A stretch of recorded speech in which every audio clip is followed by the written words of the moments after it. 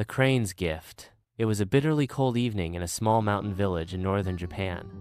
Snow blanketed the fields, and the wind howled like a hungry wolf. Most people had sealed their homes tight, huddled around small coal fires. But one young man, Haruki, was still outside, trudging home after collecting firewood. As he walked along a narrow path near the woods, he heard a strange sound, something between a cry and a whimper. Haruki followed the sound and discovered a white crane, its wing tangled in a hunter's trap. Blood stained the snow around it.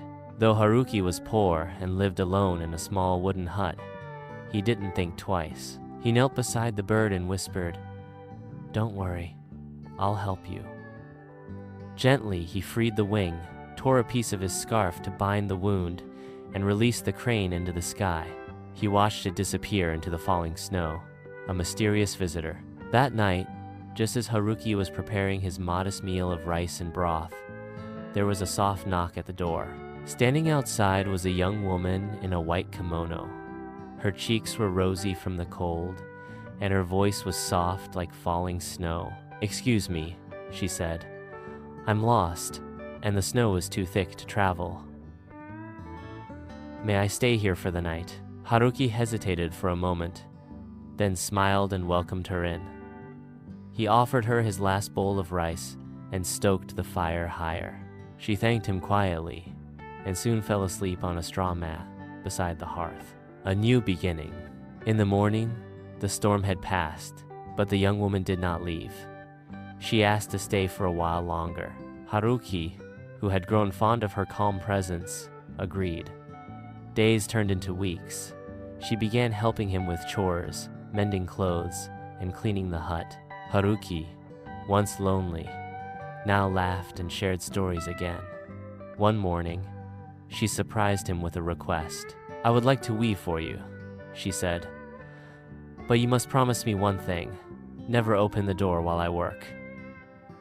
Haruki agreed. For 3 days, she locked herself inside a small room, and the sound of the loom echoed through the hut. On the 3rd day, she emerged pale and tired, but in her hands was the most beautiful fabric Haruki had ever seen. It shimmered like moonlight and snowflakes, and the texture was as soft as breath. "Take it to the market," she said, smiling. "It will bring a fair price, temptation and truth."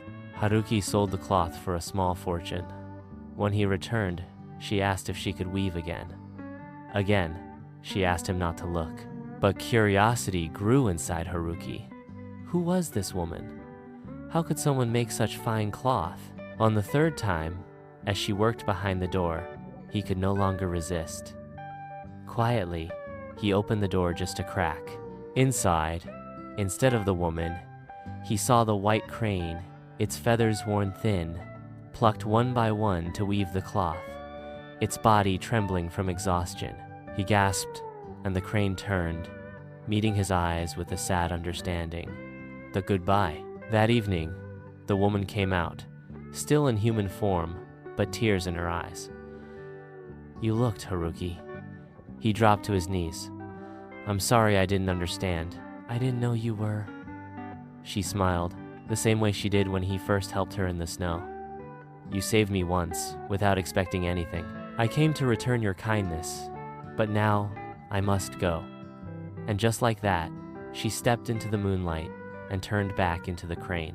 With one final glance, she soared into the night sky and disappeared into the stars. What remained? Haruki never saw her again, but he kept the small loom she used and the last piece of cloth she wove. He never sold it. Instead, he hung it above the hearth. Visitors who came by would sometimes ask about it. He would simply smile and say, "It reminds me to be grateful not just for gifts, but for those who gave them," and he never opened a door that wasn't meant to be opened again. Moral of the story: gratitude is not a transaction. It's a quiet echo of kindness that lives in memory and heart. True gratitude honors not only the gift, but the giver.